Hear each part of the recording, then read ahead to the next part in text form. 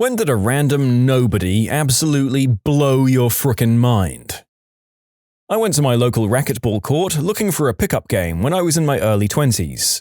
This was in San Diego back in 91 or 92. I was reasonably athletic and I was just starting to consider myself competent at racquetball. Anyway, the only other player there was a 70-year-old retired naval officer. He offers a match, so lacking more athletic opposition, I accepted. Never before and never since have I been beaten so badly at anything. He completely and effortlessly destroyed me. We played 3 matches and I scored only 1 point. I was left exhausted and utterly broken. He barely broke a sweat. I don't think I've picked up a racket since then, so utter was my defeat. In short, senior citizen crushes cocky 21-year-old 63-1 playing racquetball. Mullet Man. I met this guy, a construction worker. He was gruff, older, and rocked a long mullet. The party in the back was thick and went all the way down his back. I thought he was just a crusty, kinda white trash dude, and started calling him Mullet Man in my head and to my co-workers. We worked for a competing firm and saw him at industry events. Fast forward a few months, and I hear him telling someone how his niece has a terminal illness, and he's growing out his hair for her to have a new wig made. He'd heard that untreated hair works best, so he figured his would be ideal. I've never felt like such a jerk. You go, Mullet Man, you beautiful human.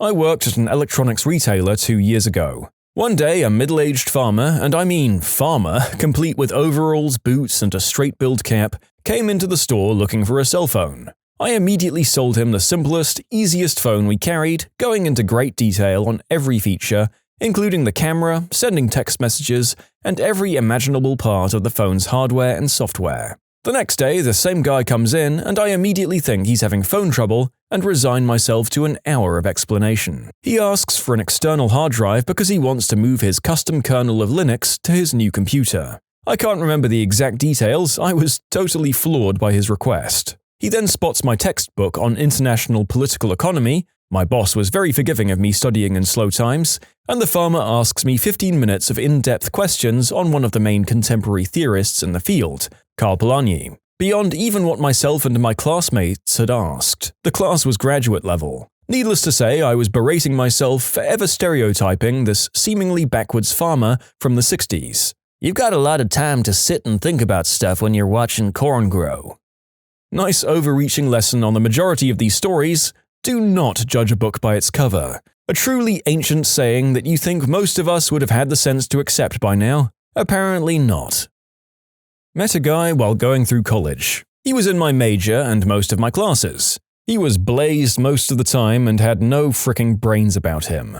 He failed almost every class due to not trying or slacking off and was always in an insane panic the last 2 weeks of classes to not fail. He ended up repeating classes a lot. At some point, I decided to switch colleges. I graduate this December. I got a LinkedIn request from him yesterday. He has finished his master's in engineer technology now and has buttloads of recommendations on his profile from employers that he did internships under, all giving him glowing reviews about his work ethic. I left this guy in the dust 3 years ago. Sometime between then and now, he cleaned up his act and worked so hard that not only did he close the year gap in courses between me and him due to all his failings, but he also accelerated ahead 2 additional years and finished a master's. How the frick did he do that, Fred? I watched you come to class blazed for a year, and then you cram 4 years of work into 2? Dance off with a 6'2", 150-pound white man. Never again. Tall, white, skinny dudes are black men in disguise. We've got the moves like Gumby.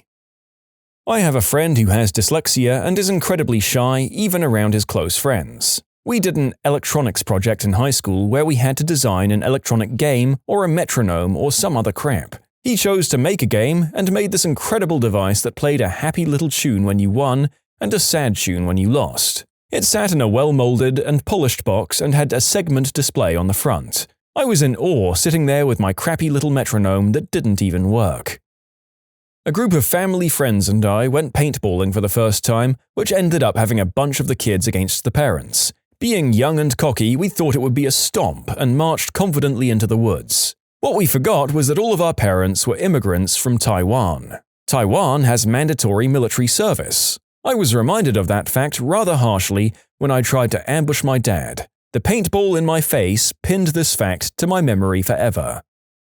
I worked with this kid who was kinda pudgy. He wanted to be a Navy SEAL. Everyone laughed. He did it. He became a Navy SEAL. Similar story. When I was in AIT, like Army Vocational School for Enlisted People, the airborne recruiters came around and gave this presentation about airborne school, and at the end they asked for volunteers to sign up and attend the school after they completed AIT. Now, the only real benefits of going to airborne school are the few extra bucks every pay period just for having the training, and the prestige of having that red beret. Maybe a dozen people from our company ended up signing up for the school. It was mostly who you'd expect. The hooah guys who thought they were hot crap and wanted to prove it to everyone. Except for one guy, Curtis. Curtis is an odd fellow. He was in his early 20s, short, pudgy, and goofy. Whenever he walked past someone, other enlisted people of course, he'd cross his eyes and pull a silly face. He joked around a lot, was a very social and cool guy, but he wasn't exactly, tough. Not someone who seems like airborne material. So naturally, all of the other guys who signed up at airborne school started talking crap about him. How he was going to wash out in the first weeks, among other things. AIT came to an end and we all went on to our first duty stations. I'd added a lot of people from my AIT company on my Facebook account, and one day I was looking through the newsfeed and I saw a picture of Curtis in a red beret. Turns out he was the only person from our company to graduate from airborne school. All those crap talkers and tough guys are washed out. The chubby little goof now rocks the raspberry beret. What a frickin' trooper. Every time I play StarCraft. How the frick does he have 10 carriers? This is bullcrap, it's been 35 seconds! I'm working as a production assistant on a reality TV show. We had to shoot at a record store in a very impoverished, crime-laden area of the Bronx, and we had a celebrity or two with us. So we hire some security people to keep the local riffraff at bay. In the past, the security guys had been overzealous, rude, giant bouncer butthole-like dudes, so we're filming and a celebrity walks in. A crowd's already gathered, and they're getting loud and being obnoxious. This one super thuggish 20-something-year-old starts pushing his way through the crowd and gets to the door but gets stopped by one of the bouncers. Now, this bouncer guy is a 250 or so pound black dude who's a fricking monster, not to mention he has a piece on him. I'm freaking out because Thug Life is getting pushy and yelling at the security guy, yelling at me and being a butthead. Bouncer says, "Baby, you know I want to let you in here. I love you, man, but I can't. It's my job and you know how it is. I got kids, and with that style of yours, I'm sure you got yourself a hot mama back home too." Thuggish kid goes, "Aight, man," and slaps and hugs the security guy, then walks out. Situation entirely diffused. Security guy looks at me with this huge grin and says, "You gotta kill him with kindness, baby." I hear this is a great tactic for confrontation in general for people who come in just determined to hate on everything.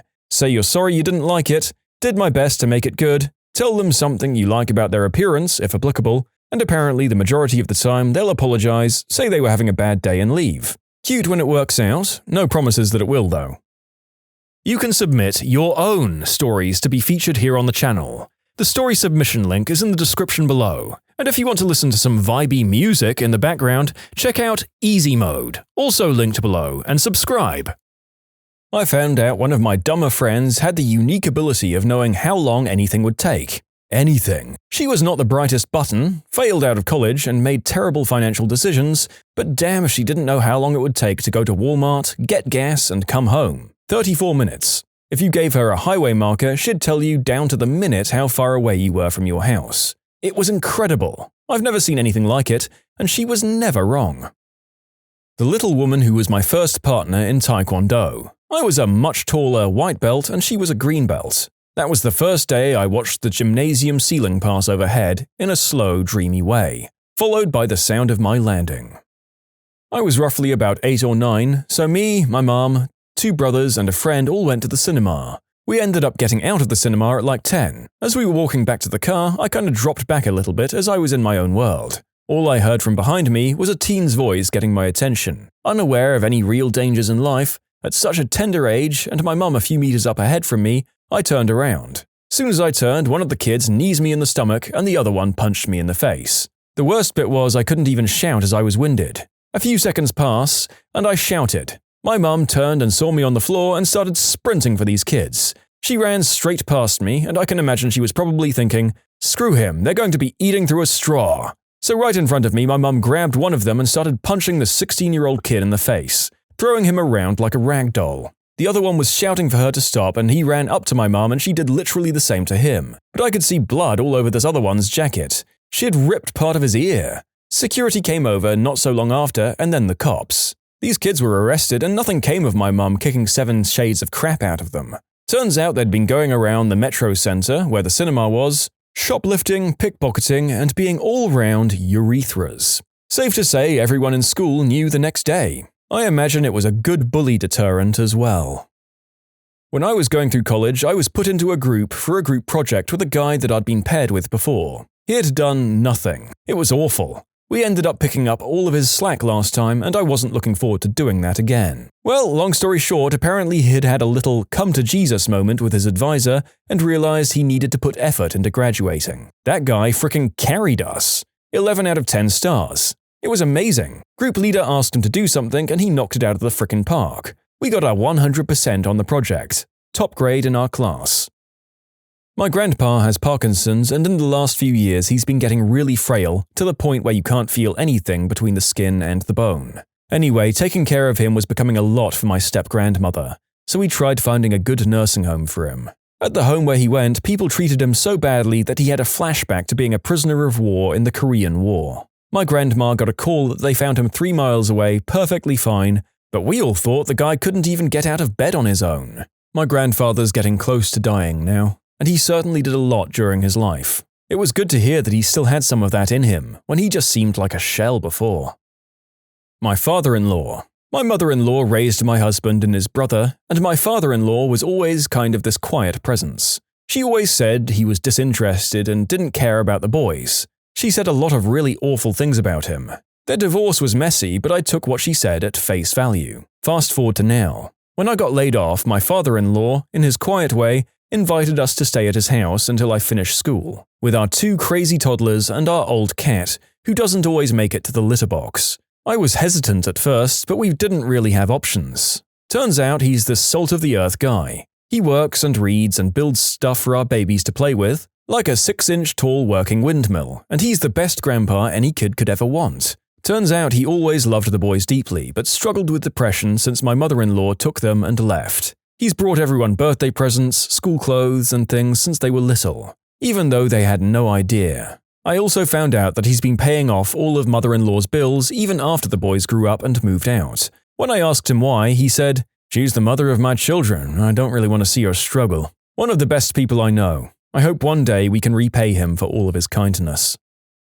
I was in high school, and behind my friend's house there was some farmland. One day, for whatever reason, 4 of us decided to go out there and build a fort. It ended up turning out awesome, and we decided to spend the night in it. We filled up an empty water bottle with his parents' vodka and built a fire out there. The owner of the property must have seen the fire and didn't appreciate us trespassing, so he called the cops. Around midnight, 5 or 6 cops surrounded us. We were all underage and we tried to convince the cops we weren't drinking. It worked because we hadn't really started drinking much of the vodka yet, and the cops didn't think to open our water bottle. So the cops tell us as long as we put out the fire and take down the fort, we wouldn't get into any trouble. My idiot friend says, "Okay, officer, we'll just go ahead and put this fire out and be on our way," and dumps the bottle into the fire. Whoosh! Instantly in handcuffs. I underestimated my friend that day. He was that stupid. Maybe I overestimated him. Oh well, still a funny story.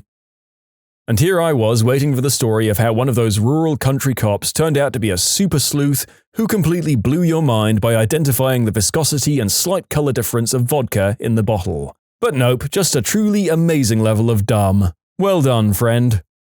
I did outreach with working girls from the street for a few years. One went missing under suspicious circumstances, and there was evidence that she had been murdered, but no body. The police had the guy but needed to build a strong case. He was known to some of the women, so the cops wanted to talk with as many as possible. Most did, but there was one who was rumored to have strong evidence of the man's intent. She was so strung out all the time, and literally months went by of her blowing off appointments with the cops to tell what she knew. She would hide from them as she was scared. They finally picked her up on the street and she talked to them, as by then they knew that making appointments with her was a dead end. It turns out she did have some great info, and they wanted her to appear in court. We helped her as much as possible, got her a decent outfit and toiletries, and kept reminding her of the date and location of the trial. She didn't show up when she was due, much to everyone's disappointment. Next day of the trial, she walked in, clean, in a nice outfit, and sober. Testified very well. In fact, impressively.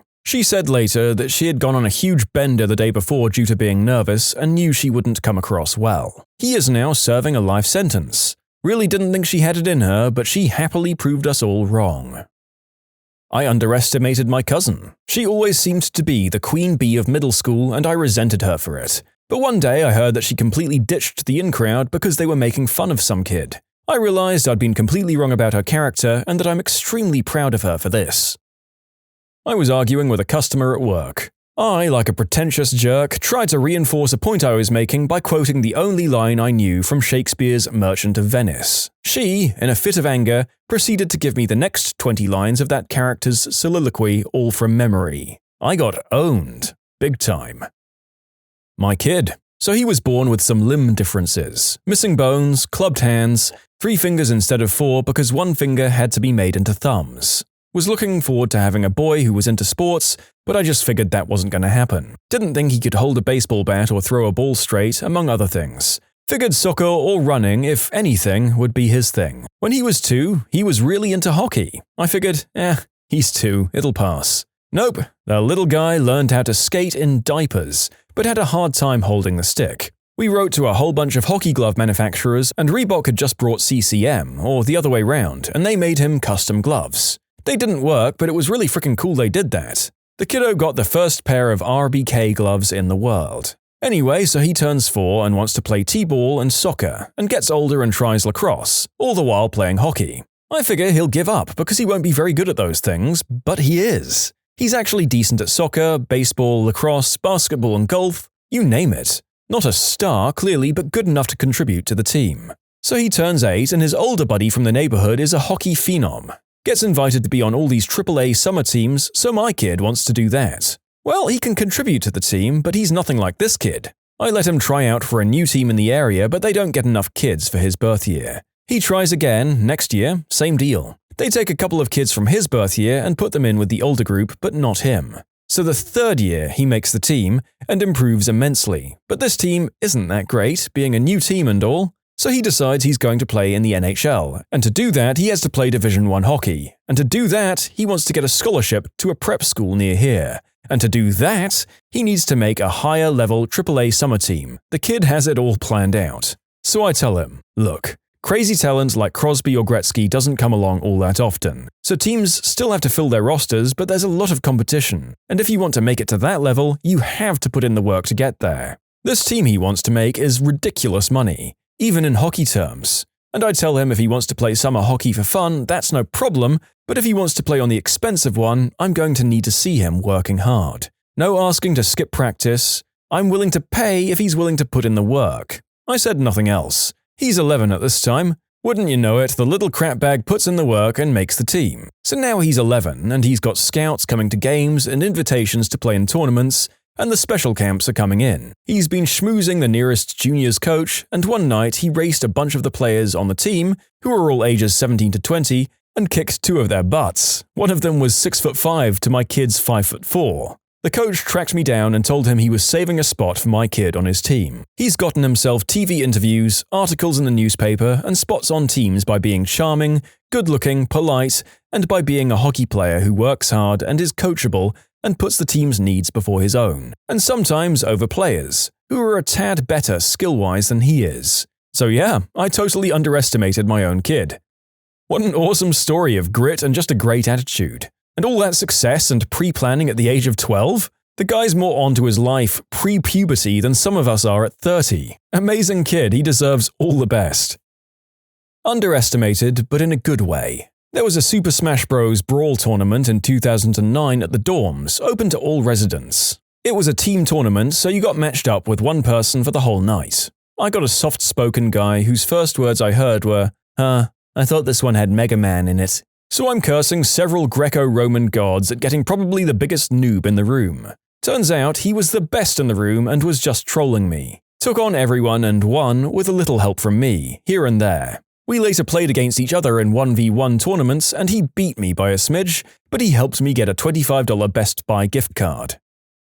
I invited my girlfriend along to Paintball for my 21st birthday. Her grandparents owned a farm, so I knew she wasn't a princess, but she certainly isn't low maintenance these days. The game was Capture the Flag. The field was set up in a valley with a team on either side and a single meter-wide footbridge connecting the two sides. The flag was sitting in the middle of the bridge, the only cover being 2 waist-high walls on either side. We pushed up to the flag and were pinned by a vicious volley of vivid viscera. Naturally, I'm scared crapless and I hunker down. Clearly all that time playing first-person shooters hasn't trained me to be a super soldier at all. Just as I'd mustered enough courage to keep my head above the cover, I see my girlfriend blaze past with reckless abandon, shooting wildly. She nabs the flag, runs back past me and back towards base. She never got hit once. I have never been more stunned or impressed than that moment. In short, my girlfriend wears the pants and I go number 2 in mine. When you subscribe, make sure to hit the bell to turn on notifications. Put the playlist on in the background to finish listening to all the stories, or if you want some vibey music to put on in the background, check out easymode. If you like Am I the Genius, give Am I the Jerk a shot. Everything linked in the description.